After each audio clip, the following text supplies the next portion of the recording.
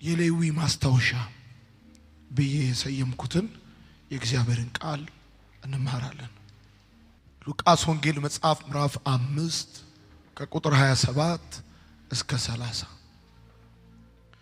ከዚህም በኋላ ኢየሱስ ከዚያ ወጥቶ ሄደ። ሌዊ የተባለ አንድ ቀረጥ ሰብሳቢም በቀረጥ መቀበያ ቦታ ተቀምጦ አየውና ተከተለኝ አለው። እርሱም ሁሉን ትቶ ተነስቶ ተከተለው። ሌዊም ለኢየሱስ በቤቱ ትልቅ ግብዣ አደረገ። ብዙ ቀረጥ ሰብሳቢዎችና ሌሎች ሰዎችም ከእርሱ ጋር በማዕድ ተቀምጠው ነበር። ፈሪሳውያንና ጸሐፍቶችም ከቀረጥ ሰብሳቢዎችና ከኃጢአተኞች ጋር የምትበሉትና የምትጠጡት ለምንድን ነው እያሉ ከደቀ መዛሙርቱ ላይ አጉረመረሙ። የተወደዳችሁ የመልካም ወጣት 2017 ታዳሚዎች ሁላችሁ ለአፍታ ለተወሰነ ደቂቃ ልባችሁን ከጆሮአችሁ ጋር እንድታውሱኝ እጠይቃለሁ። እኛ ክርስቲያኖች 4 የወንጌል መጽሐፎች ይኖረን እንጂ ያለን ወንጌል አንድ ነው። አሁን ያነበብኩላችሁ ከ4ቱ የወንጌል መጽሐፎች መካከል አንዱና ዋነኛው የሆነውን 24 ምዕራፎች 19482 ቃላቶች 1151 ቁጥሮች ያሉትን ከአዲስ ኪዳን 28 በመቶ የሚሸፍነውን የሉቃስን ወንጌል ነው። የሉቃስን ወንጌል የጻፈልን ዶክተር ሉቃስ ነው። ዶክተር ሉቃስ የሉቃስን ወንጌል ብቻ ሳይሆን ደግሞ እንደዚሁም የሐዋርያት ሥራ መጽሐፍን እንደጻፈልን እንረዳለን። ወዳጆቼ ከመጽሐፍ ቅዱሳችን አዘጋጆች መካከል ጸሐፊዎች መካከል አይሁዳዊ ያልሆነ ጸሐፊ ሉቃስ ብቻ ነው። ጌታ ኢየሱስ ክርስቶስ በተለይም ደግሞ ከሴቶች ጋር፣ ከኃጢአተኞች ጋር፣ ከተገፉ፣ ከተናቁ፣ ከድሆች ጋር ያደረገውን ህብረት ግንኙነት በተመለከተ በስፋት ሉቃስ እንደዘገበልን ማየት ይቻላል። አሁን ያነበብኩላችሁ የሉቃስ ወንጌል መጽሐፍ ምዕራፍ 5 ከቁጥር 27 እስከ 30 እንደሚነግራችሁ ጌታ ኢየሱስ ከዚያ ወጥቶ ሲሄድ ሌዊ የሚባል አንድ ቀረጥ ሰብሳቢ በቀረጥ መቀበያ ኬላው ላይ ተቀምጦ በቀረጥ መቀበያው ላይ ተቀምጦ ጌታ ኢየሱስ አየውና ተከተለኝ ብሎ አለው። ሌዊም ሁሉን ትቶ ተከተለው፣ በቤቱም ግብዣ አደረገለት ይላል። ይህንኑ ታሪክ በተመለከተ በማቴዎስ ወንጌል መጽሐፍ ምዕራፍ 9 ቁጥር 9 ላይ ይናገራል። ኢየሱስም ከዚያ ተነስቶ ሲሄድ ማቴዎስ የሚባል አንድ ሰው ቀረጥ ማስከፈያ ኬላ ተቀምጦ አየ፣ ተከተለኝ አለው። እርሱም ተነስቶ ተከተለው ይላል። እንደዚሁም ደግሞ ማርቆስም በተመሳሳይ መልኩ የእልፍዮስ ልጅ ሌዊ በቀረጥ መቀበያው ላይ ተቀምጦ ብሎ ይለናል። ይህ አንድ ሰው ታሪክ ነው። ከ4ቱ የወንጌል መጽሐፎች መካከል በ3ቱ ተዘግበው የምታገኙት። እንደነገርኳችሁ እኛ 4 የወንጌል መጽሐፍ ይኖረን እንጂ ያለን ወንጌል አንድ ነው። ታዲያ ለምንድን ነው 4 የወንጌል መጽሐፍ ይኖራችሁ አንድ ወንጌል ካላችሁ የሚባል ጥያቄ ሊነሳ ይችላል። እኔ ለልጄ አባት፣ ለእናቴ ልጅ፣ ለሚስቴ ባል እንደሆንኩ ነገር ግን እኔ 3 ሳልሆን አንድ እንደሆንኩኝ አንዱን ጌታ ኢየሱስ ክርስቶስን በ4 አቅጣጫ የወንጌሉ ጸሐፊዎች ያስተዋውቁናል። ማቴዎስ ኢየሱስ ሊነግስ የሚገባው የአይሁድ ንጉሥ ነው ይላል። ማርቆስ ታማኝ አገልጋይ ነው ይላል። ሉቃስ ደግሞ ደሃን የሚወድ ሩሩህ፣ በሽተኞችን የሚፈውስ ነው ይላል። ዮሐንስ ደግሞ እሱ ሊነግስ የሚገባው የአይሁድ ንጉሥ ብቻ ሳይሆን ደሃን የሚወድ ታማኝ አገልጋይ ብቻ ሳይሆን ከዘላለም ዘመን በፊት የነበረ ራሱ እግዚአብሔር የሆነ እንደሆነ በመጀመሪያ ቃል ነበር ብሎ ይነግረናል። ስለዚህ 4 የወንጌል መጽሐፍ ቢኖርንም ያለን ወንጌል ግን እኛ አንድ ነው ወንጌላችን፣ እሱም ኢየሱስ ነው። ሮሜ መጽሐፍ ምዕራፍ 1 ወንጌል ይልና ስለ ልጁ ነው ብሎ ይናገራል። ወንጌል ስለ ክርስቶስ ኢየሱስ ነው። ደግሞ ወንጌል ማለት መልካም ዜና የምስራች ማለት ነው። አሁን በአራቱ የወንጌል መጽሐፎች መካከል በሶስቱ ስለ አንድ ሰው በተደጋጋሚ ጊዜ ተዘግቦ ታገኛላችሁ።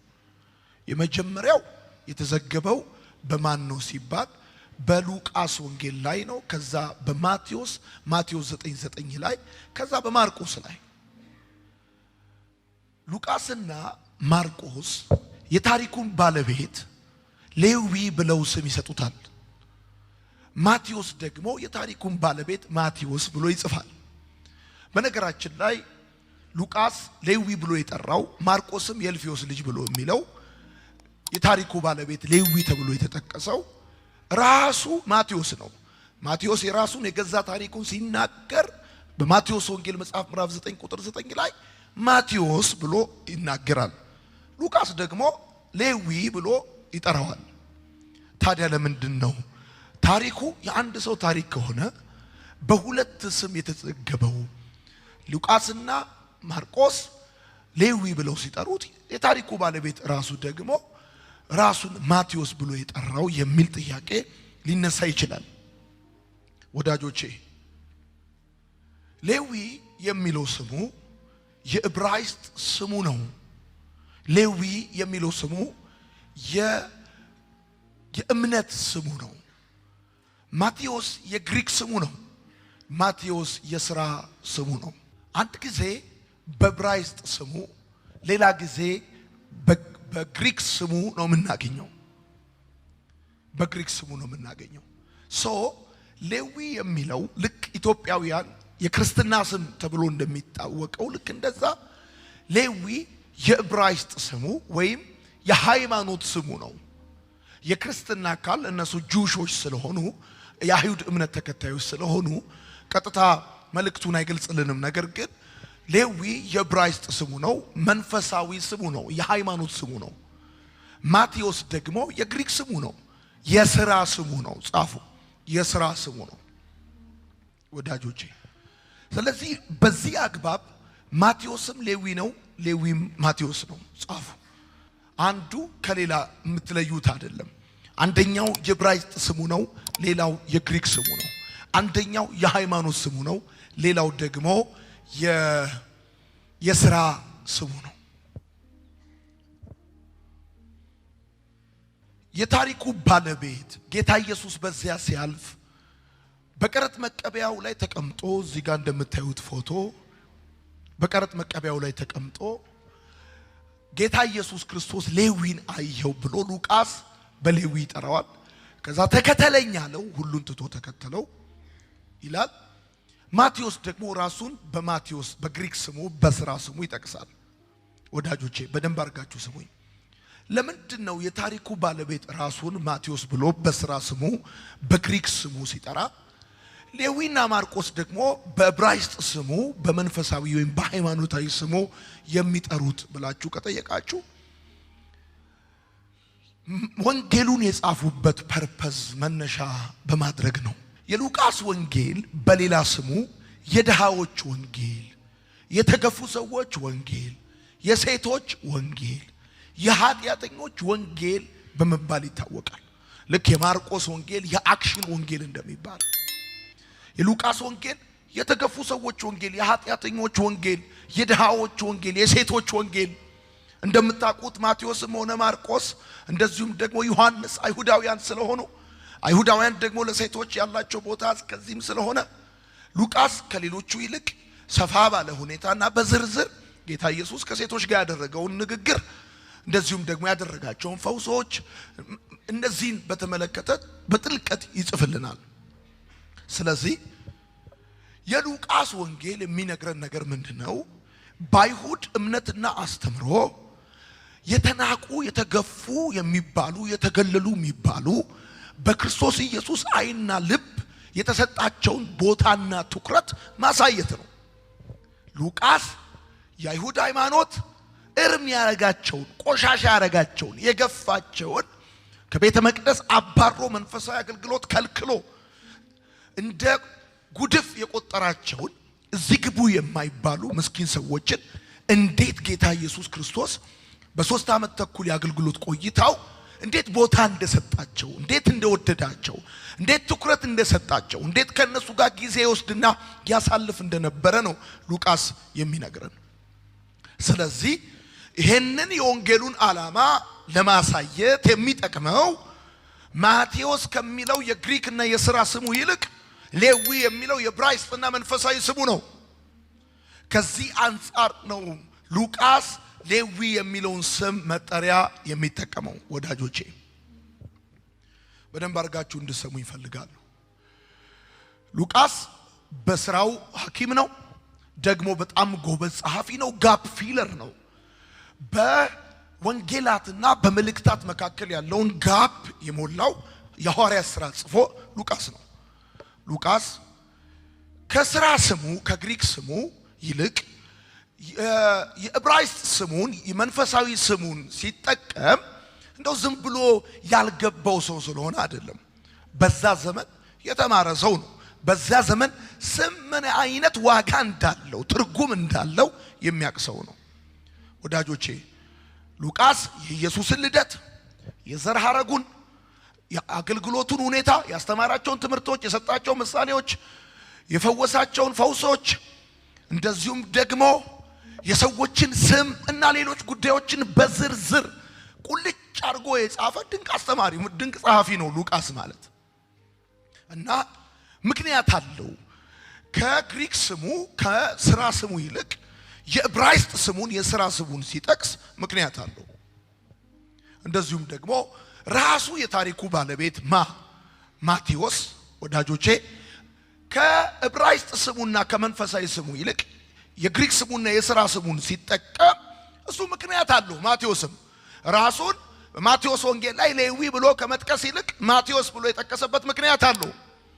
እሱ ምክንያቱ ደግሞ ምንድነው? እንደነገርኳችሁ የማቴዎስ ወንጌል የተጻፈው ለአይሁዶች ስለሆነ አይሁዶች ደግሞ ታውቃላችሁ አብርሃም ካላላችሁ አይሰሟችሁም። ይስሐቅን ወለደ፣ እሺ። ይስሐቅ ያዕቆብን ወለደ፣ እሺ። ያዕቆብ 12 ወለደ፣ እሺ እያላችሁ ካልመጣችሁ አይሰሟችሁም። ራሱን በዕብራይስጥ ስሙ በመንፈሳዊ ስሙ ጠቅሶ ቢጽፍላቸው ወንጌሉን የማንበብ አፒታይት ላይኖራቸው ይችላል የሚል ስጋት እንደነበረው ብዙ የመጽሐፍ ቅዱስ አስተማሪዎች ይስማማሉ። ስለዚህ እሱ ምክንያት አለው። ወዳጆቼ ሁለቱም የየራሳቸው የሆነ ምክንያት አላቸው።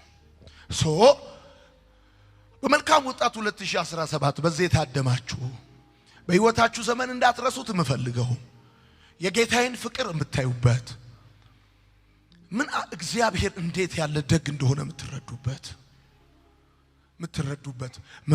ምናልባትም አንዳንዶቻችሁ ዘላለማችሁን የምታስተካክሉበት የሕይወት መንገዳችሁን የሚቀይር ድንቅ እውነትን የያዘ ሐሳብ ነው ዛሬ የምናየው።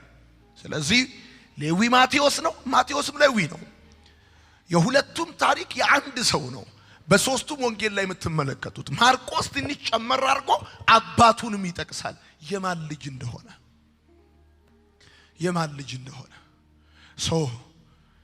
እንግዲህ መጽሐፉ እንደሚናገር አንድ ሌዊ የሚባል ታክስ ኮሌክተር የሆነ ቀረጥ ሰብሳቢ የሆነ በቀረጥ መቀበያው ላይ ተቀምጦ ሳለ ኢየሱስ በዛ ሲያልፍ አየውና አይቶ እንዳላይ ያለፈው አይልም። አየውና ታዘበው አይልም። አየውና ናቀው አይልም። አየውና ፈረደበት አይልም። አየውና ተከተለኝ አለው።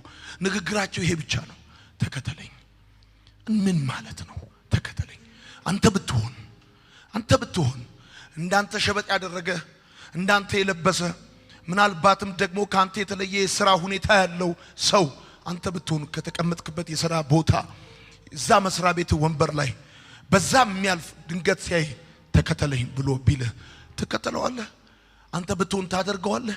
ሌዊ የሚባል ሰው ጌታ ኢየሱስ በዛ ሲያልፍ አየውና ተከተለኝ አለው። መጽሐፍ ሲናገር ሁሉን ትቶ ተከተለው። ከዛም በቤቱ ግብዣ አደረገለት። ደግሞ ግብዣ ሲያደርግ በጣም የሚገርማችሁ በዛ በግብዣው ላይ የተሰበሰቡ ብዙዎቹ ሊባል በሚችል ደረጃ ኃጢአተኞች ናቸው፣ አመንዝራዎች ናቸው፣ የሚታወቁ ናቸውና የሃይማኖት ሰዎች እዛ ተገኝተው እንዴት እንደዚህ ታደርጋላችሁ? እንዴት ከኃጢአተኛ ጋር እንዴት ከቀራጮች ጋር እንዴት እንደዚህ ትታያላችሁ? እና በዛ ዘመን የነበረውን ነገር አስረዳችኋለሁ። ዞሮ ዞሮ ግን የምትጽፉ ሰዎች አንደኛ በሉና ጻፉ። አንደኛ የሌዊ ትውልድ ይሄ ጌታ ኢየሱስ ክርስቶስ በመንገድ ሲያልፍ በመቅረጫው ላይ ተቀምጦ ያየውና ና ተከተለኝ ብሎ ያለውና ሁሉን ትቶ የተከተለው ሌዊ የሚባለው ሰው የትውልድ ሐረጉ ምን ይመስላል? እንዴት ነው? የማን ዘር ነው? የማን ልጅ ነው? ምን አይነት ቤተሰብ ምን አይነት ባክግራውንድ ነው ያለው የሚለውን ነገር ከማየት ብንጀምር ደስ ይለኛል። ሌዊ ወዳጆቼ የአብርሃም ዘር የይስሐቅ የልጅ ልጅ የያዕቆብ ልጅ ከሆነው ከሌዊ ነገድ የተገኘ የሌዊ ዘር ነው። የሌዊ ነገድ ካልሆነ በስተቀር አንድ አይሁዳዊ ልጁን ሌዊ ብሎ አይጠራም። እና ይሄ ሰው ከሌዊ ነገድ ነው። የሌዊ ነገድ ማለት ደግሞ ለእግዚአብሔር የተለየ ዘር ነው። ጻፉ፣ ለእግዚአብሔር የተለየ ዘር ነው። ይሄ በመቅረጫው ላይ ቁጭ ብሎ ታክስ ይሰበስብ የነበረ ጌታ ኢየሱስ በመንገድ ሲያልፍ ያየው ሌዊ፣ ቀረጥ ይሰበስብ የነበረ ሌዊ፣ ዘሮቹ ትውልዱ የተገኘው እሱ የመጣበት ቤተሰብ ለእግዚአብሔር የተለየ ዘር ነው። ለእግዚአብሔር ብቻ እንዲሆን የተመረጠ ዘር ነው። ጻፉ፣ ለእግዚአብሔር ብቻ እንዲሆን የተመረጠ ዘር ነው። የሌዊ ዘር የቤተ መቅደስ አገልጋዮችና የሙሴ ሕግ ጠባቂና አስጠባቂዎች ናቸው። ጌታ ኢየሱስ በዛ ሲያልፍ በመቅረጫው ላይ ቁጭ ብሎ የተመለከተው ሌዊ በዋነኛነት የመጣበትን የትውልድ ሐረጉን ብትመለከቱ የሱ ቤተሰቦች ፋሚሊዎቹን ታላቅና ታናሽ አጎትና አክስቱን ለማየት ዞር ብትሉ ምታገኟቸው በቤተ መቅደስ ዕጣን ሲያጥኑ፣ መስዋዕት ሲሰዉ፣ እግዚአብሔርን ሲያገለግሉ፣ ስሙን ሲጠሩ፣ የሙሴን ሕግ ሲያጠኑ፣ የሙሴን ሕግ ሲጠብቁ ሲያስጠብቁ ነው። እና ሌዊ ቤተሰቦቹ የሙሴ ሕግ ጠባቂና አስጠባቂ ናቸው። የቤተ መቅደስ አገልጋዮች ናቸው። ለእግዚአብሔር የተለየ ነው። ርስታቸው እግዚአብሔር ነው። ሕይወታቸው በጠቅላላ ከእግዚአብሔርና ከቤተ መቅደሱ ጋር የተቆራኘ ነው። ጠዋትና ማታ በቡድን ተከፋፍለው በመቅደሱም በአደባባዩም በውስጠኛውም በቅድስተ ቅዱሳንም በተለያየ ቦታ እንዳላቸው የአገልግሎት ዕጣ ክፍል እግዚአብሔርን የሚያገለግሉ ናቸው። ከዚህ በፊት እግዚአብሔር ተናግሯል። እግዚአብሔር ለሥራው ሲመርጥ በኩር ይመርጥ ነበር፣ ግን ሌዊን ለሥራዬ የመረጥኩት ብሎ እግዚአብሔር አምላክ ይሄ ማቴዎስ ያልኳችሁ በማቴዎስ ወንጌል ምዕራፍ 9 ቁጥር 9 ላይ አሁን ደግሞ ሉቃስ ምዕራፍ 5 ቁጥር 27 ላይ የሚነግራችሁ ሌዊ ቤተሰቦቹ በጣም መንፈሳዊ ሰዎች ናቸው። እግዚአብሔርን የሚፈሩ እግዚአብሔርን የሚያመልኩ ከዚህ ውጪ ስራ የሌላቸው 613ቱን የኦሪት መጽሐፍ የሙሴን ሕግ የሚጠብቁ የሚያስጠብቁ ናቸው። ትውልዱ እንደዚህ ነው። እውነት በጣም ዌል ሪስፔክትድ ከሆነ ፋሚሊ የተገኘ ሰው ነው። የተከበሩ ናቸው። ቤተሰቦቹ የተከበሩ ናቸው። እሱ ብቻ አይደለም ወዳጆቼ። ለምሳሌ ከአምስቱ የሙሴ መጽሐፍት መካከል ዘሌዋውያን የሚለው በአብዛኛው ስለዚህ ቤተሰብ አገልግሎት የሚያወራ ነው።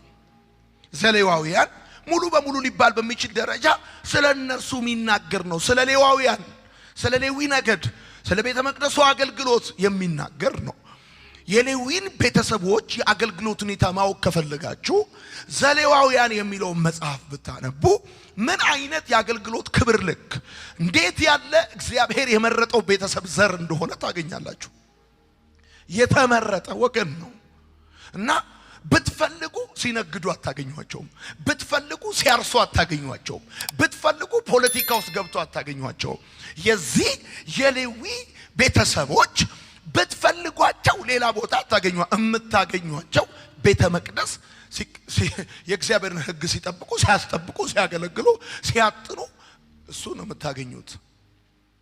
አንዱ ጉዳይ እሱ ነው የዚህ ሌዊ ማስታወሻ። ሁለተኛ ሌዊና የትምህርት ዝግጅቱ።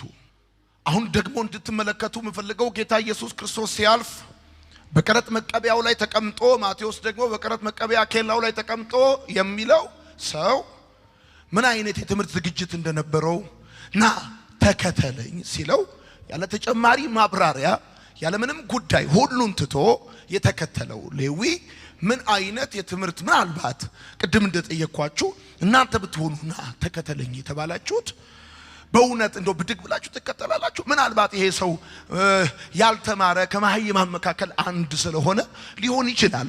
ብዙ ነገር የማያውቅ ሊሆን ይችላል። እንዴት ብድግ ብሎ ሊከተል ይችላል ብላችሁ ልትጠይቁ ትችላላችሁ። ግን ይሄ ሰው በእውነት ከመሃይማን መካከል አንድ ነው ወይስ ብለን ሁኔታውን ማየት እንችላለን። ወዳጆቼ ሌዊ በአይሁድ ሃይማኖት በተለይም ደግሞ በሙሴ ትምህርት በጣም የተማረ ሰው ነበር። ቤተሰቦቹ እንደነገርኳችሁ የቤተ መቅደስ አገልጋዮች ናቸው። ከልጅነታቸው ጀምሮ ከ5 ዓመታቸው ጀምሮ በየእድሜያቸው ደረጃ በተለይ የአይሁድ ሃይማኖትን ጠንቅቀው የሚማሩ የሚያውቁ እንደውም ካስፈለገ እስከ 613 የሚደርሱትን የሙሴን ሕግጋት በቃላቸው አጥንተው የሚይዙ ናቸው። የጠለቀ የብሉይ ኪዳን ዕውቀት የነበረው ሰው እንደሆነ የምትረዱት በምንድን ነው? የማቴዎስ ወንጌልን በሚጽፍበት ጊዜ ከ90 በላይ የብሉይ ኪዳን ጥቅሶችን ተጠቅሞ ታገኙታላችሁ። ይሄ ሰው ዝም ብሎ የሆነ ከመሃይማን መካከል አይደለም። የሚገርም ጸሐፊ ነው ወዳጆቼ። እሱ ብቻ አይደለም፣ ወደ እስክንድሪያና ወደ ጠርሴስ ሄዶ የግሪክ ቋንቋን፣ የላቲን ቋንቋን፣ ኢኮኖሚክስን፣ ማቴማቲክስን የተማረ ሰው ነበር።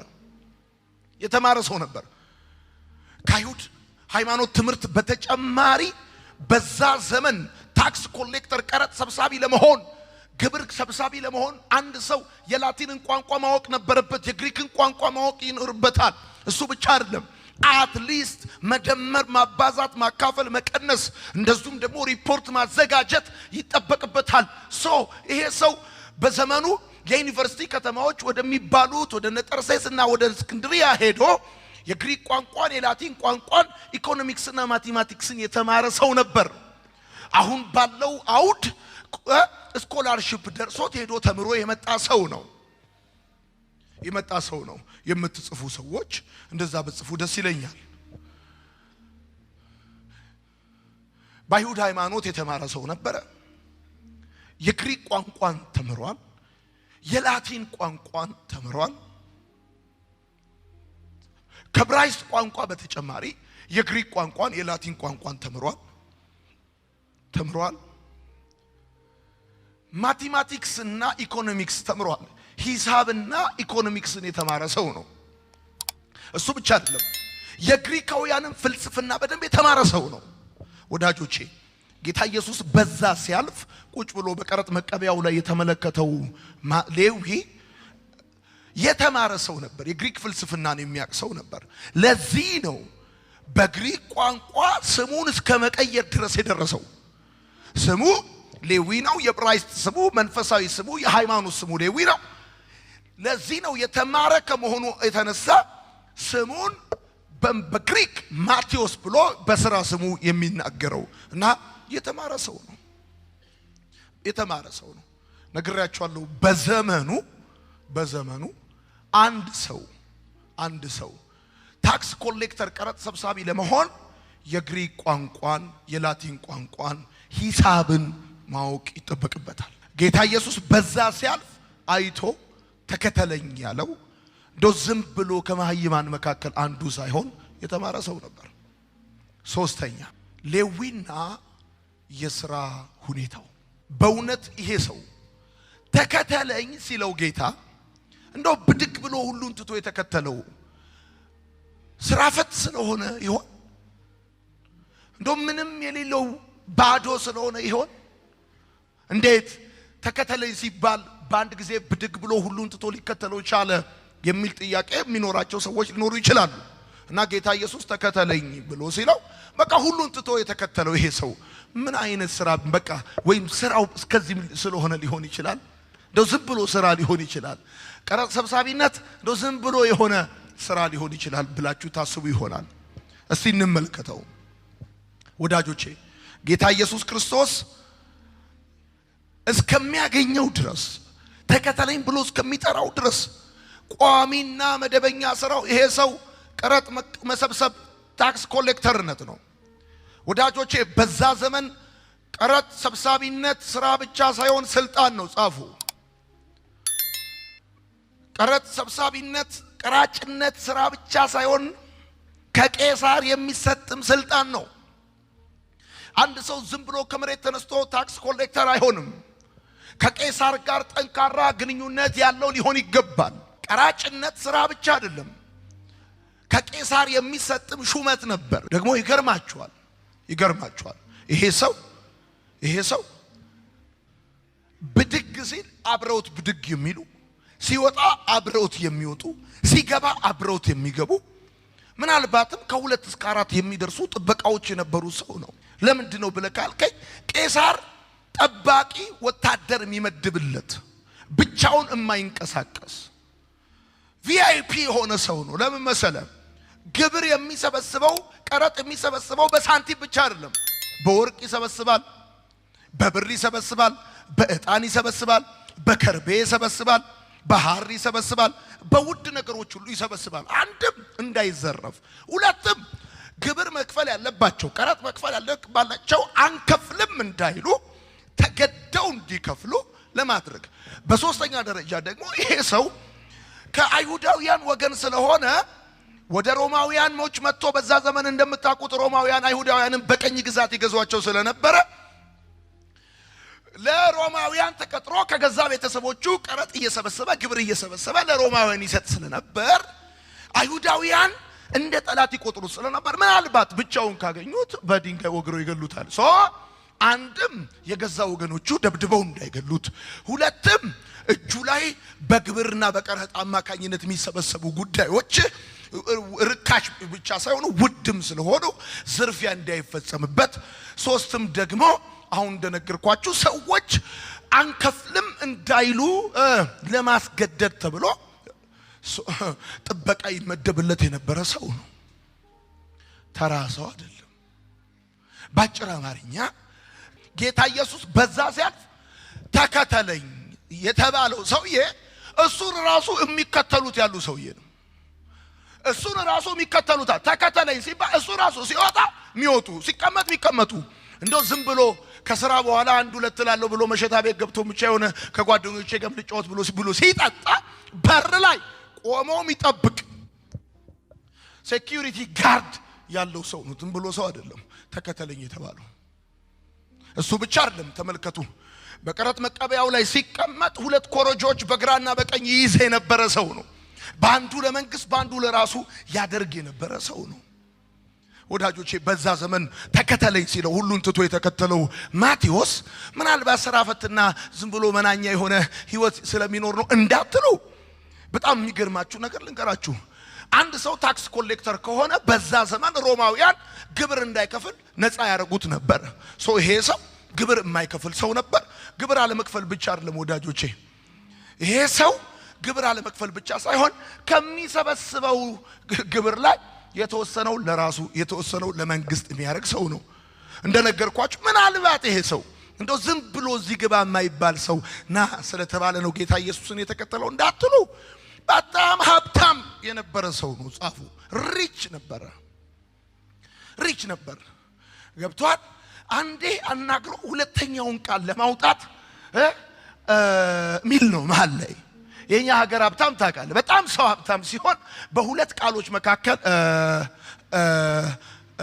ይላል እና ማቴዎስ ማለት እንደው ዝም ብሎ ተረም አድርጎ እንደኔ የሚያወራ ሰው አይደለም ከአንደኛው ለምሳሌ ሀብታም እንደነበረ የምታውቀው ማናቸውም ብትሆኑ within one day ድግስ መደገስ አትችሉም ማቴዎስ ግን ኢየሱስ ተከተለኝ አለው የዛኑ ቀን በገዛ ቤቱ ድግስ ደገሰ ብቻ ባጭር አማርኛ አዘጋጁ ሚል ሰው ነው ሄሎ ሁሉ ነገር ጥሎ ግብዣ ደግሞ ለኢየሱስ ብቻ አይደለም። ኢየሱስ ሲንቀሳቀስ 12 ሰው ይንቀሳቀሳል። ኢየሱስ ሲንቀሳቀስ እሱ በሱ በኩል ደግሞ የመጣ ኃጢአተኛ አለ፣ ቀረጥ ሰብሳቢ አለ። ብዙዎችን ሰብስቦላል እዛ። ለነዚህ ሁሉ በአንድ ጊዜ ሰንጋ የሆነ ነገር ምናምን ብሎ በአንዴ ቤቱ የሚሞላ ሰው ሀብታም ነው ስልህ ሪች ነው። ሰውየው ሪች ነው፣ ዝም ብሎ አይደለም። ትዝ ካላችሁ የሱ ጓደኛ ዘኪዮስ ዛፍ ላይ ወጥቶ የነበረው አጭሩ ሰውዬ ጌታ ኢየሱስ አይቶት ዘኪዮስ ና ውረድ እቤት እገባለሁ ያለው ጊዜ ዘኪዮስ ሮጦ ገብቶ ከዛፍ ላይ ወርዶ ቤቱ ገብቶ ምንድነው ያደረገው? ትዝ ይላችኋል። ከየግርግዳው ይላል አወጣ ገንዘብ። ሰው ታክስ ኮሌክተር ነው ማለት ሪች ነው፣ ሀብታም ነው። ሄሎ እንደኔና እንዳንተ አልፎ አልፎ ወይም ደግሞ ምናምን እንደዛ አይደለም። ብራዘር ሀብታም ነው። ተከተለኝ የተባለው እኔ እንዴት አድርጌ እንደማስረዳ አላውቅም፣ ግን ተከተለኝ አለው ጌታ ኢየሱስ። ሄሎ ይሄኛው ኢየሱስ በደንብ ስሙኝ። ኢየሱስ ሎፍ ራሱ ጎጆ አላት፣ ምንም የለውም፣ ቤት አለው፣ ባለስልጣን ነው። ይሄ የሚያልፈው እንደዚህ የሚያልፈው የሚከተለው ጠቅላላ አሳ አጥማጅ ምናምን ነው። በሽተኛ የሚያነክስ ፈውስ የሚፈልግ ምናምን የሚከተለው ይሄ ከተነሳ ማቴዎስ ሌዊ ከተነሳ አብረውት የሚነሱ ሴኩሪቲ ጋርድ ያለው ሰው ነው። ገቢው በብርና በወርቅ የሆነ ሰው ነው። ሄሎ በደም ስማ። ሪች ነው፣ ደግሞ የተማረ ነው። የግሪክ ቋንቋን የላቲን ቋንቋን ያውቃል። ማቴማቲክስ እና ኢኮኖሚክስ ተምሯል። እና ሲያልፍ አየው ይውዛ ደግሞ እንደውም ይሄን ልብስ በደንብ ያየሁት ነበር።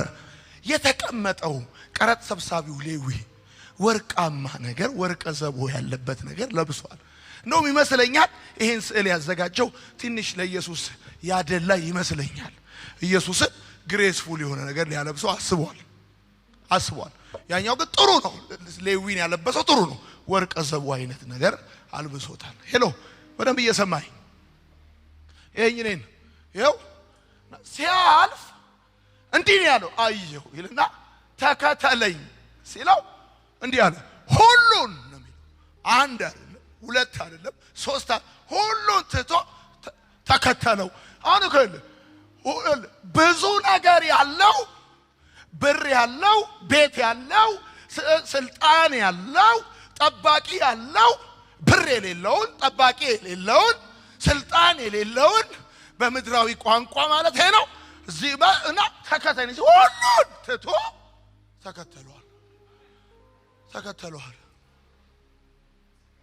ተከተሏል።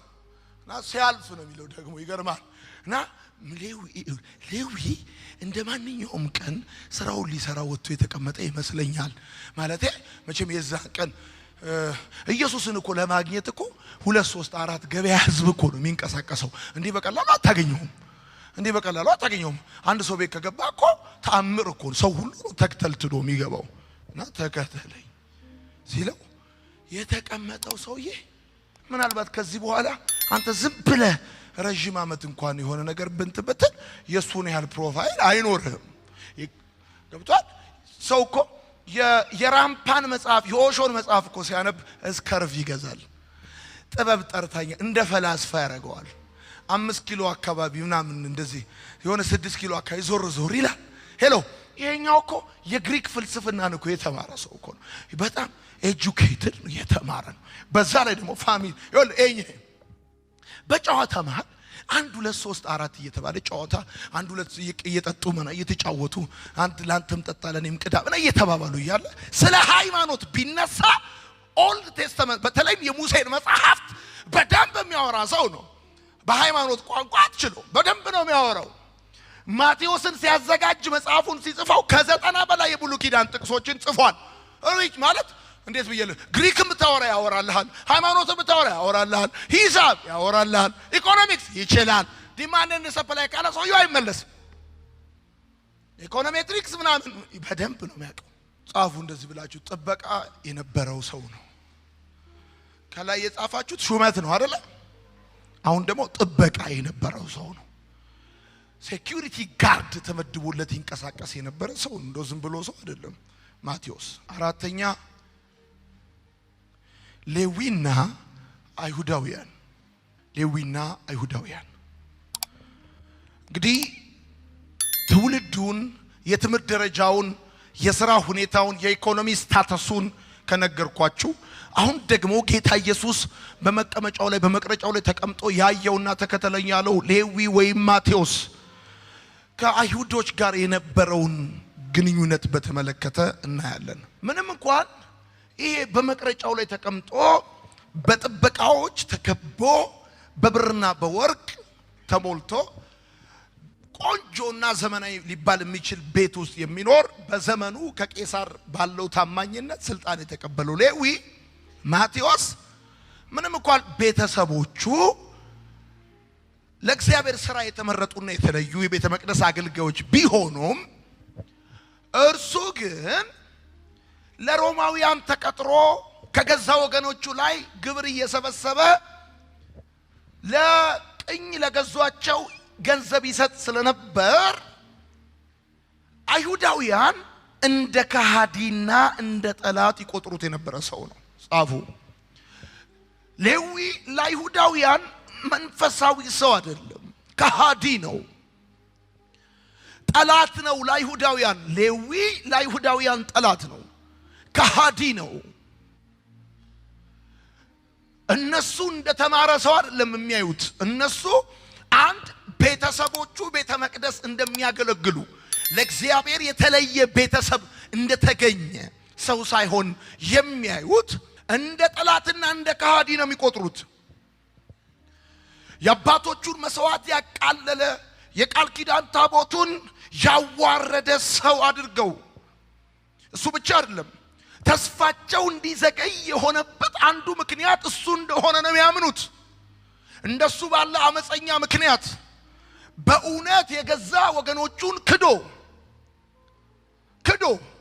ለሮማውያን ተቀጥሮ ቀረጥ እየሰበሰበ ለቅኝ ገዢዎቻቸው ይሰጥ ስለነበረ እንደ ጠላትና እንደ ከሃዲ እንደዚሁም ደግሞ ተስፋቸው እንዲዘገይ ያደረገ ብቻ ሳይሆን ለእስራኤል የተገባውን ተስፋ እግዚአብሔር በሚፈጽም ጊዜ እሱ ግን አብሮ የተስፋው ተካፋይ እንደማይሆን አድርገው ያምኑ ነበረ። እሱ ብቻ አይደለም፣ በደንብ አድርጋችሁ ስሙኝ። ይሄ ሌዊ ለእስራኤል የተገባውን ተስፋ የማይወርስ ብቻ ሳይሆን ወደ ቤተ መቅደስ መጠጋት የማይገባውና የማይችል መቼም ይሁን መቼ እስራኤል የሚቃጠለውን መስዋዕት፣ እስራኤል ለኃጢአቱ ስርየት የሚሆነውን መስዋዕት ለእግዚአብሔር ለማቅረብ በሚሰበሰብበት ጊዜ ምንም እንኳን የገዛ ቤተሰቦቹ ለእግዚአብሔር የተለዩና የቤተ መቅደስ አገልጋዮች ቢሆኑም እንኳን ማቴዎስ ግን ሌዊ ግን በሥራው ምክንያት ለሮማውያን ተቀጥሮ በመኖሩ ምክንያት ወደ ቤተ መቅደስ እንዳይጠጋ የተከለከለ ሰው ነው። እሱ ብቻ አይደለም፣ ከሀብቱ አስራትም ምጽዋትም መባም የማይቀበሉት ሰው ነው። የተረገመ ለገሃነም ፍርድ ተላልፎ የተሰጠ ከእግዚአብሔር ጋር የተጣላ እንደ እርኩስ እንደ ጸያፊ እንደ ቆሻሻ ይቆጥሩት የነበረ ሰው ነው። ወዳጆቼ የኃጢአት ዋና ማሳያ ነው ለአይሁዳውያን የተቀመጠው። ይሁንንን ይሄው ዞሮ ወደዚህ የተቀመጠውና በቀረጥ መቀበያው ላይ ተቀምጦ ታክስ ኮሌክት የሚያደርገው ሌዊ ወርቀ ዘቦ የሚልበስ ካባ የሚልበስ ኩታ የፈለገውን ያድርግ፣ ቤትም ይኑረው መኪና፣ ስልጣንም ይኑረው ወታደር። አይሁዳዊ ግን በዛ ሲያልፍ እንደዚህ ብሎ የሚያየው ሰው ሳይሆን ቆሻሻ ነው፣ ሰው ሳይሆን ጠላት ነው፣ ሰው ሳይሆን ከሃዲ ነው፣ ወደ ቤተ መቅደስ የማይጠጋ ነው፣ መንፈሳዊ አገልግሎት የማይሰጡት ነው፣ የማይጸልዩለት ነው፣ አስራትና መባ የማይቀበሉት ነው። እንደ ከሃዲ ይቆጥሩት የነበረ ሰው ነው። እዚህ ጋር የተቀመጠው ጌታ ኢየሱስ ይሁንነን። ያገሬ ልጆች በደንብ አድርጋችሁ ስሙኝ። ከዚህ በኋላ መቼ እንደማገኛችሁ እርግጠኛ ባልሆንም ግን ይሄ ማስታወሻ ይሁናችሁ። ሲያልፍ ኢየሱስ ያየው ሌዊ ኢየሱስ ራሱ አይሁዳዊ ስለሆነ አንድ ታክስ ኮሌክተር ቀረጥ ሰብሳቢ ቀራጭ ምን አይነት ትርጉምና ቦታ ለአይሁዳውያን እንዳለው ያውቃል። ያውቃል ተከተለኝ ሲለው እንደሱ ያሉ የሃይማኖት አስተማሪዎች ጸሐፍትና ፈሪሳውያን በዛ ሲያልፉ እንደ ጠላት እንደ ከሃዲ የአባቶቻቸውን መስዋዕት ያቃለለ የቃል ኪዳኑን ታቦት ያዋረደ ተስፋቸው እንዲዘገይ ያደረገ ለገሃነም ፍርድ ተላልፎ የተሰጠ ሰው እንደሆነ ያውቃል። ሳያውቅ አይደለም ተከተለኝ አለው፣ እያወቀ ነው ተከተለኝ አለው። ሳያውቅ አይደለም ለሮማውያን ተቀጥሮ አይሁዳውያንን ክዶ ከነሱ ላይ ታክስ እየሰበሰበ ለቅኝ ገዢዎቻቸው ይሰጥ እንደነበረ ሳያውቅ አይደለም፣ ያውቃል። እሱ ራሱ አይሁዳዊ ነው። አየውና ተከተለኝ አለው። ወዳጆቼ እሱ ብቻ አይደለም ለአይሁዳውያን ሌዊ ማለት ቤተክርስቲያንን የማይሰማ አረመኔ ጨካኝ ሰው ነው። መስሚያው ኮብልስቶን የሆነ ልቡ ድፍን የሆነ አይኑን የጨፈነ እጅግ አመፀኛ የሆነ ሰው ነው ለአይሁዳውያን። ይሄን ማወቅ ከፈለጋችሁ በማቴዎስ ወንጌል መጽሐፍ ምዕራፍ 18 ቁጥር 17 ላይ ታገኛላችሁ። 18-17 ላይ አለ። እነርሱንም ባይሰማ ተመልከታውን አንድ ሰው ቢበድልህ ሰው አናግረው ብቻ ከዛ ሰው አስቀምጣ አናግረው ከዛ እነሱንም ባይሰማ ለቤተ ክርስቲያን ንገራት። ደግሞም ለቤተ ክርስቲያንን ባይሰማት እንደ አረመኔና እንደ ቀራጭ ይሁንልህ። አንድ ሰው ቀራጭ ነው ማለት ባጭር አማርኛ ቤተ ክርስቲያንን የማይሰማ ማንንም የማይሰማ ልቡ ዝግ ነው፣ ልቡ ድፍን ነው፣ እጅግ አመፀኛ ነው፣ ማንንም አይሰማ። እንደ አረመኔ ይሁንልህ።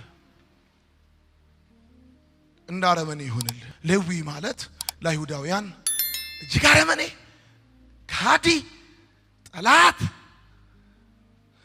ወደ ቤተ መቅደስ የማይጠጋ ይሄንን ቃል ሳጠናኔ አንድ አይሁዳዊ ልክ ይወልህ እንደዚህ ሲያልፍ ቀራጭ ሲያይ አይቶ እንዳላየ ነው የሚያልፈው። እንዲህ ብሎ ነው የሚያልፈው። የሃይማኖት ሰዎች አይቶ እንደዚህ ብሎ ነው የሚያልፉት። እጅግ አረመኔ ነው። በጣም ደግሞ ልንገርህ፣ እሱ ብቻ አይደለም እንድጽፍ የምፈልገው ሌዊና አምስተኛ ጻፉ። ሌዊና ህይወቱ ሌዊ የገዛ ዘመዶቹ የሚያፍሩበት ከማንኛውም አይነት ማህበራዊ ህይወት የተገለለ ሰው ነው። ቤተሰቦቹ ለሮማውያን ተቀጥሮ አይሁዳውያንን ክደዋል ብለው በማለት የሚያፍሩበት አይነት ሰው ነበር።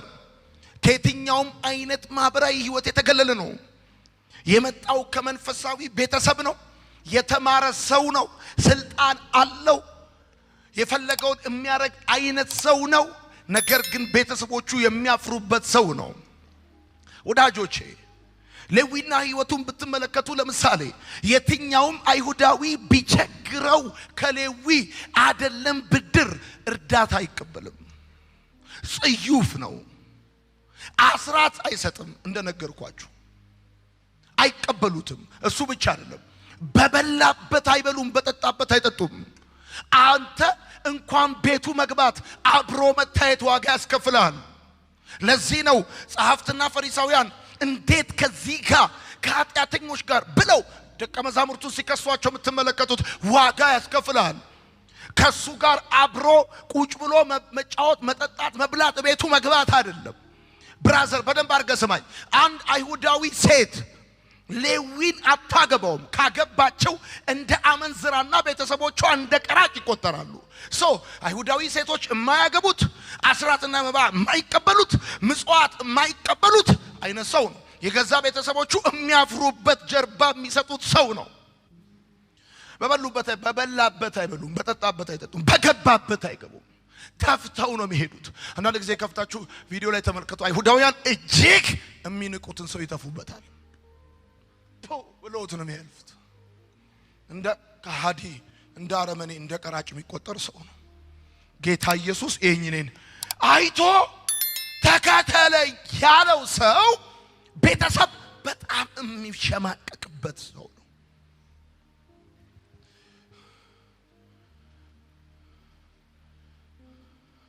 አይሁዳዊ ሴት ለትዳር የማትፈልገው ሰው ነው። እጅግ ያጣ የነጣ የተቸገረ አይሁዳዊ እጁን ዘርግቶ አይደለም ብድር ምጽዋት የማይቀበለው ሰው ነው። ወዳጆቼ በደንብ አርጋችሁ ስሙኝ። ከዚህም አንፃር ይመስለኛል ይሄ ሰው ሰርቶ ግብር ካልከፈለ፣ በደንብ ስማኝ፣ ሰርቶ ግብር ካልከፈለ፣ አስራት ካልሰጠ፣ መባ ካልሰጠ፣ ምጽዋት ካልሰጠ ኦልሞስት እኮ ሰርቶ ባገኘው ገንዘብ ያለው ወጪ እኮ ምንድነው ካልከኝ ሆዱ ነው። አለቀ። ለዚህም ነው ትዳርም አልያዘም፣ አስራትም አይሰጥም፣ ምጽዋትም አይሰጥም። ለዚህም ነው ልክ ሳንቲም ሲያገኙ ቀራጮች እንደዚህ ሮጠው ሄደው መሸታ ቤት ገብተው ከሴተኛ አዳሪዎች ጋር እንደልባቸው የሚሆኑት። እነዚህ ሰዎች ስራ ትዳር የላቸውም፣ ሶሻል ላይፍ የላቸውም። አየህ፣ ለቅሶ አይሄዱም፣ ልደት አይሄዱም፣ በቢታመሙ አይጠየቁም፣ እነሱም አይጠይቁም። ከየትኛውም ከልደትም ከሰርግም ከየትኛውም ማህበራዊ ጉዳይ የተገለሉ ሰዎች ናቸው። የተገለሉ ሰዎች ናቸው። የቅርብ ዘመድ ቢሞት የማይነገራቸው ነው። የማይነገረው አይነት ሰው ነው። ገብቷል። ሰርግ ቢደግ የማይጠራ አይነት ሰው ነው። የሚታፈርበት አይነት ሰው ነው። አንተ ባለስልጣን ዘመዴ ነው፣ አጎቴ ነው፣ አክስቴ ነው፣ የቅርብ ምናምን ነው ልትል ትችላለህ። የሌዊ ዘመድ ሆነ ግን ባለስልጣንነቱ መሰረት አድርገህ ዘመዴ ነው እንኳን ብለህ ለማለት አንድ አይሁዳዊ በሌዊ ያፍራል። ጌታ ኢየሱስ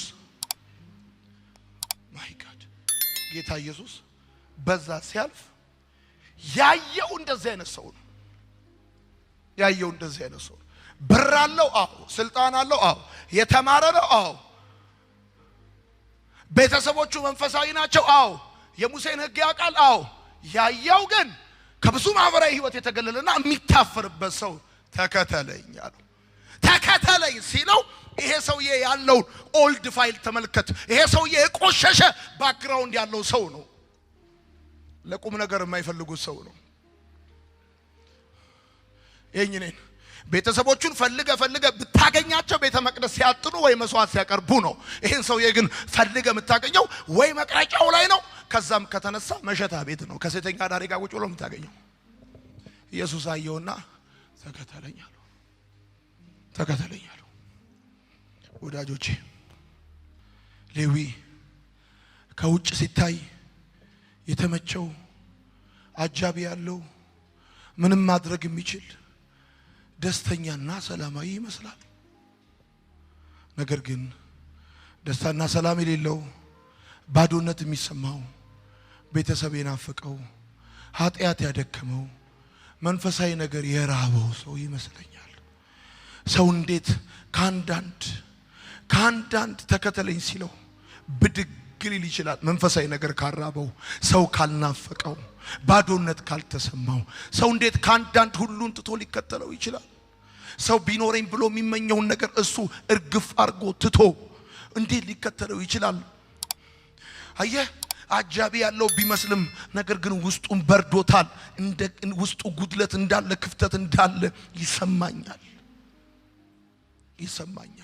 ይሄ ቤተሰብ ያፈረበት፣ ይሄ ማህበረሰብ ያገለለው፣ ሃይማኖት የናቀውና ያራቀው፣ ለንስሐ እንኳን እድል እንደማይኖረው ተደርጎ የእግዚአብሔር ጠላት ተደርጎ ለገሃነም ፍርድ ተላልፎ የተሰጠን ሰው ተከተለኝ ሲለው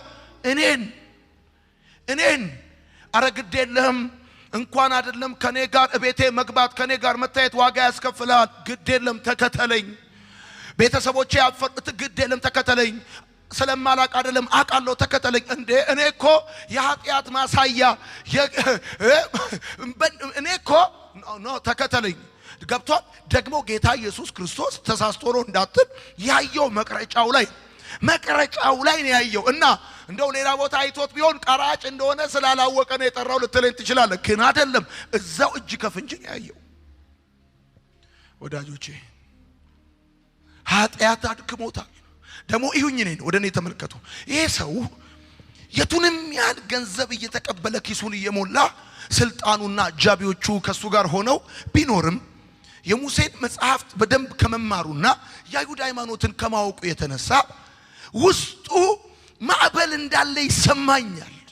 ምክንያቱም አንድ ጊዜ መንፈሳዊ ዕውቀት ውስጥ አይግባ ነፃነት አይሰጥህም። አየህ፣ ፍሪደም አይሰጥህም። ታውቀዋለህ፣ ትሩዙን ታውቀዋለህ። እና ይሄ ሰው ኃጢአት ያደከመው ሰው ነው። ውስጡ ካለው እውነት ጋር እየተጣላ የሚኖር ሰው ነው። መቼና እንዴት አይኑን ጨፍኖ ልቡን አደንድኖ እዛ መቅረጫ ላይ እንደተቀመጠ ባይታወቅም ነገር ግን ይሄ ሰው ያለ ቦታው የሆነ ሰው ነው።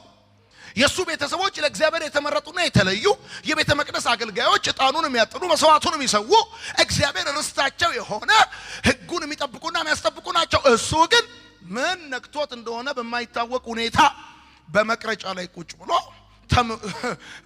ያለ ቦታው የተቀመጠ ሰው ነው።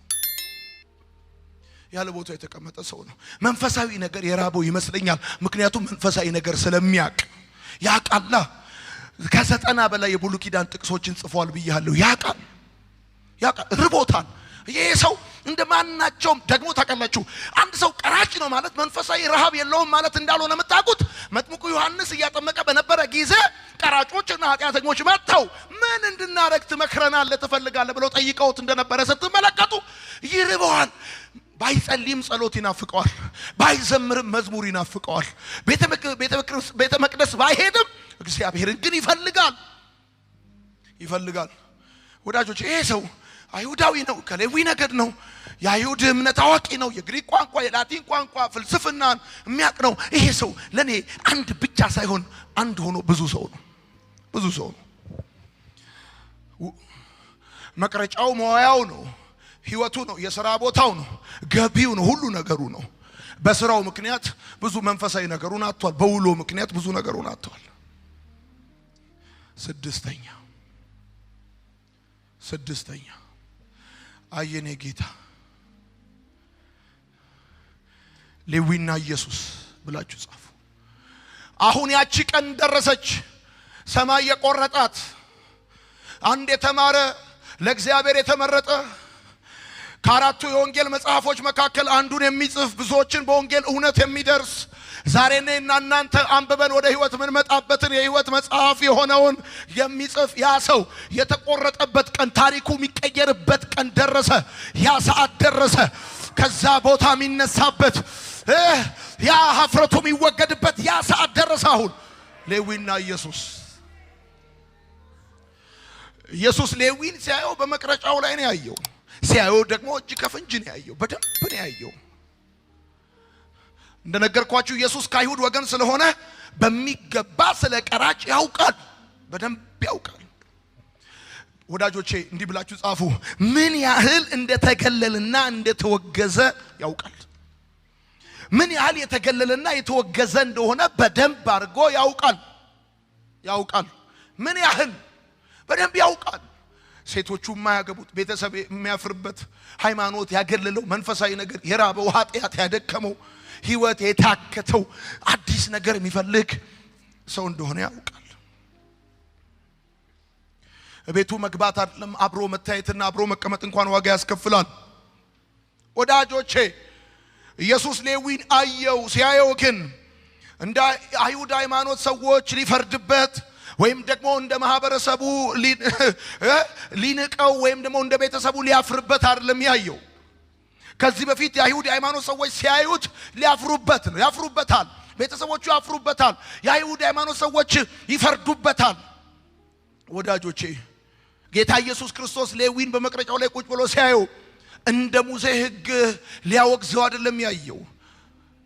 ነገር ግን በደንብ ተመልከቱ። እዩኝ እኔን ሲያየው በፍቅር አይን አየው። ከዛስ በፍቅር ጠራው። ከዛስ ተከተለኝ አለው። ከዚህ በፊት በዛ የሚያልፉ የአይሁድ ሰዎች ሲያዩት ያፍሩበታል፣ በሙሴ ሕግ ይፈርዱበታል፣ በጣም ነው የሚንቁት። አሁን ግን ኢየሱስ አየው። ሄሎ ወዳጆች ስሙኝ፣ አገሬ ልጆች እዩኝ። እኔን ደስ የሚለኝ ነገር ልንገራችሁ። ይቺ ቀን ያቺ ማለዳ ግን እንዴት እንደሆነች እንደው ዝም ብዬ አስባታለሁ።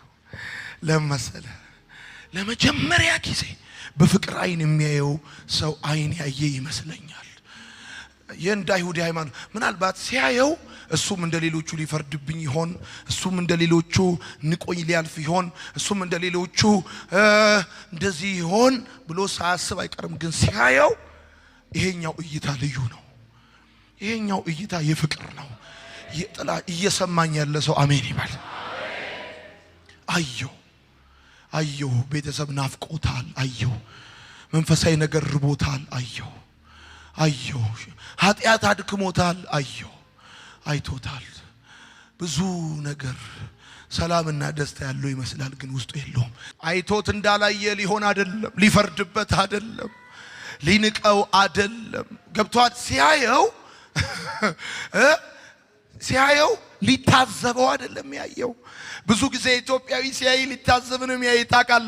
ሲያይ ሊፈርድብንም ያይ ከንፈር ምናም ይሄ ተምሮ ያልተማረ ይሄ የተማረ መሀይ ምና እንደዛ አይደለም ያይ። ሲያየው በፍቅር አይን ያየው። ገብቷል? ሊታዘበው አይደል? እንዴት ይሄ የግሪክ ቋንቋ ላቲንን ማቴማቲክስና ፊዚክስን እንደዚሁ አይሁድ እምነትን ተምሮ ሲያበቃ እንዴት የገዛ ወገኖቹን ክዶ የቃል ኪዳኑን ታቦቱን አርክሶ ተስፋውን እንዲዘገይ እንዴት እንደዚህ ሊለው አይደለም ያየው። ሄሎ ሰው ኃጢአት ቦታ ሲያይ፣ ሺሻ ቤት ሲያይ፣ ጫት ቤት ሲያይ፣ ሰክረ ሲያይ፣ ጠጥተ ሲያይ፣ ወድቀ ሲያይ ሊታዘብንም ያይ። ጌታ ግን ባለበት ሁኔታው ሲያይ ሊታዘብ አይደለም ያይ። ህይወት እንደከበደው፣ ኃጢአት እንዳጎበጠው፣ ብዙ መንፈሳዊ ነገር እንደራበው፣ በብዙ ሁኔታ ውስጥ እንዳለ ያየው ይመስለኛል። ይሄ ያየው ከያዘ የማይለቀው፣ ከቀረበ የማይርቀው፣ ሲበሉት የሚያጠግብ፣ ሲጠጉት የማይርቅ ደግሞ ያየው አዩኝ አላዩኝ ብሎ ከሱ ጋር የሚሆነው አይደለም። ወዳጆቼ በደንብ አድርጋችሁ ይስሙኝ። ሲያየው ወዳጆቼ ከኃጢአት ሊያድነው፣ ከክፉ መንገድ ሊመልሰው፣ ከ12ቱ ሐዋርያት መካከል ሊቀላቅለው፣ ለታመነ ሥራ ሊሾመው አየው። ይሄ ሰው ከ12ቱ ሐዋርያት መካከል አንዱ የሚሆን ወንበር የተዘጋጀለት ለታመነ ሥራ የሚሾም ጌታ ኢየሱስ ሲያየው አመንዝራነቱን ሌባነቱን አይደለም ያየው። ውስጡ መጽሐፍ አለ፣ ወንጌል አለ፣ ትምህርት አለ። በደንብ አርጋ አሜን በል።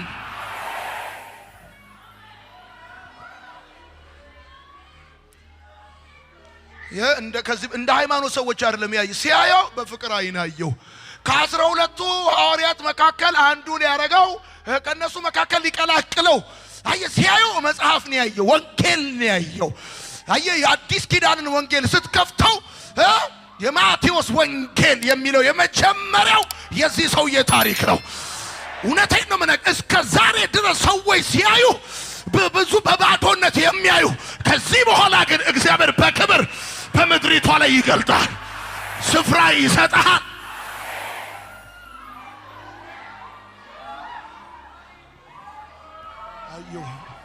አየሁ ወዳጆቼ፣ ያየው ኢትዮጵያዊ ስልክ እንጨት ሲተከልም ሰው መኪና ሲገጨውም ቆሞ ያያል። ያየ ሁሉ ይረዳሃል ማለት አይደለም። ሰው አይቶሃል ማለት ይረዳሃል፣ ያነሳሃል፣ ታሪክን ይቀይራል ማለት አይደለም። አይቶ እንዳላየ አይቶ ይታዘብሃል፣ አይቶ ይፈርድብሃል። የኔ ጌታ ግን ሲያይ ከገባበት ያወጣል፣ ታሪክን ይቀይረዋል፣ እንደ ሌላ ሰው ያደርጋል። ሲያይ ነቀፌታን ሁሉ ካንተ ላይ ያስወግዳል። አሜን ይባላል። አየሁ፣ እንደዚህ አየሁ። እኔ ይመስለኛል የሆነ አፍታ ነገር ያለ ይመስለኛል። አይለያይን የተያዩ ይመስለኛል። ምናልባት አላውቅም። እዛው እጅ ከፍንጅ እኮ ነው ያየው። በሌላ አማርኛ ልንገርህ፣ በሌላ አማርኛ ሲጃራ እንደዚህ ይዘህ እያጨስክ እንደዚህ እያያዝ ተከተለኝ፣ እዚህ ውስጥ አስገባሃለሁ። እንዴት ይባላል? እንዴት አድርጌ ላስረዳ? እየቃምክ እያጨስክ እየጦስክ ተከተለኝ፣ ባለ ታሪክ አረጋለሁ። እንዴት ይባላል? ይሄ ከሰማይ እንጂ ከምድር አይደለም። ይሄ ከሰማይ እንጂ ከምድር አይደለም። ይሄ ከዘላለም እንጂ ከዛሬ አይደለም።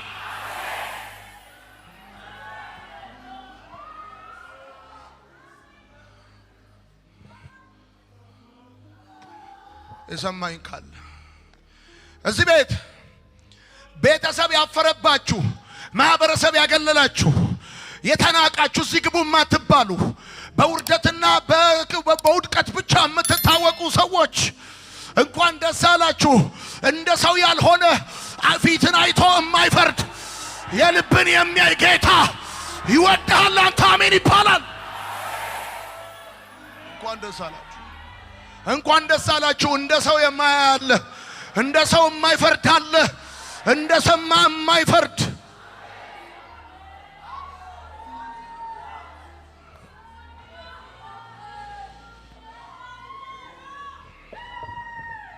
በክርስትና ሕይወቴ እጅግ ከሚያበረቱኝና ጸንቼ እንድቆም ከሚያደርጉኝ ድንቅ እውነቶች መካከል አንዱና ዋነኛው ደግሞ መጽሐፍ ሲናገር እንደዚህ ይላል፣ ተከተለኝ ሲለው ቆይ ነገ አላለም፣ ተመልሰና አላለም፣ ስልጣኔስ አላለም፣ ክብሬስ አላለም። ስሜስ ምን ስም አለው? ምን ስም አለው? ሲነጋ መቅረጫው ላይ ነው፣ ሲመሽ መሸታ ቤት ነው። ህይወት ይሄ ነው። ከዚህ ሌላ ምን ህይወት አለው? ህይወት ከዚህ ሌላ ምንም የለውም ለሱ። ተከተለኝ ሲል ቆይ ነገ አላለም። አንተ ሁሉን ይላል፣ አንዱን አይደለም፣ ሁሉን፣ ጓደኞቹን፣ ገንዘቡን፣ ቤቱን፣ ስልጣኑን፣ ሁሉን የሚወድ ከተገኘ የሚወድ ከተገኘ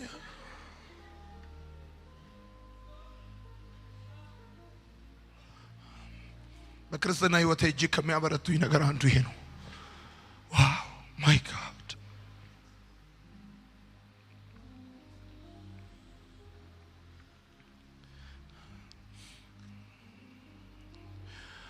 ማይ ጋድ! ከቀረበ የማይርቅ ከያዘ የማይለቅ የዛሬ ብቻ ሳይሆን የዘላለም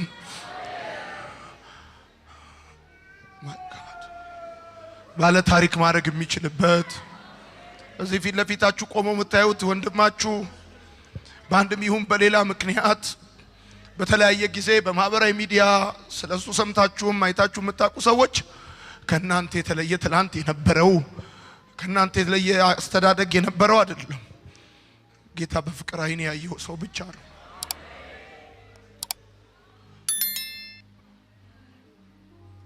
ወዳጆቼ የጌታ ፍቅር ሲገባችሁ ሁሉን ትተዋላችሁ።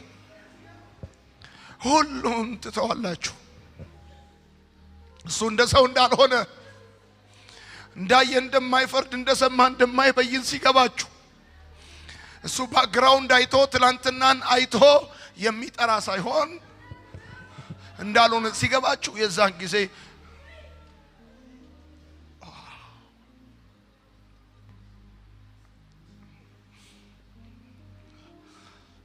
ሊቀር ይችላል። ገንዘብም ሊቀር ይችላል። ስልጣንም ሊቀር ይችላል።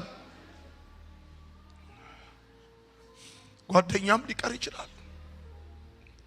ከመሸታ ቤት የማያልፍ ጓደኛ ለማቴዎስ ምኑም ነው። ግን ይገርማል፣ የተአምራቱ ምስክር፣ የትንሣኤው ምስክር፣ የወንጌል እግር ከ12 ሐዋርያት መካከል አይታል አንዱ ሊያረገው ፈልጓል።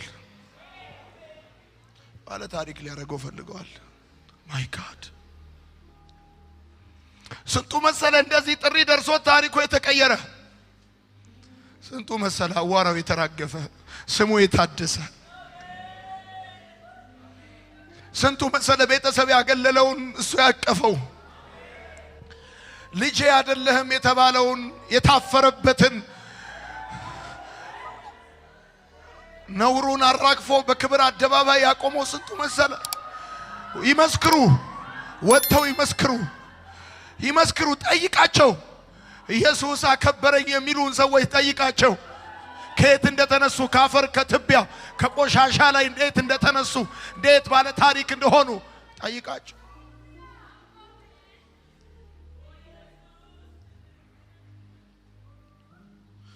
በዘመኑ የነበሩ መንፈሳዊ ሰዎች ምንም አይነት መንፈሳዊ አገልግሎት የማይሰጡትን ሰው መንፈሳዊ አገልጋይ ያደረገው። ይሄ ሰው እንኳን አይደለም አገልጋይ ሊሆን መንፈሳዊ ገብቶ እንደ የወንጌል ጸሐፊ ሊሆን አይደለም መንፈሳዊ አገልግሎት የማይሰጠው ሰው ነበር። ለሉቃስ የአይሁድ እምነትና አስተምሮ ያገለላቸውንና የናቃቸውን ሰዎች ኢየሱስ እንዴት ልብና ትኩረት እንደሰጣቸው ነው የሚናገረው በወንጌሉ። አገሬ ልጆች ከዚህ የተሻለ ልነግራችሁ የምችል የእናንተን ህይወት ሊለውጥ የሚችል አንደኛ ልሰጣችሁ እምችለው ወርቅም የለኝም ብርም የለኝም። በማይመች ሁኔታ ውስጥ ተምራችሁ የሚመቸውን ጌታ ይዛችሁ እንድትሄዱ ነው። ጊዜያዊውን በዘላለማዊው፣ ዓለማዊውን በሰማያዊው፣ ስጋዊውን በመንፈሳዊው ተክታችሁ እንድትሄዱ ነው። ቆይ ነገ አላለም።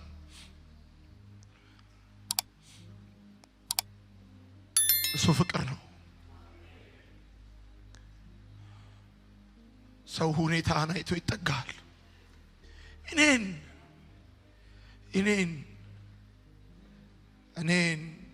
እንደ ጠላትና እንደ ካህዲ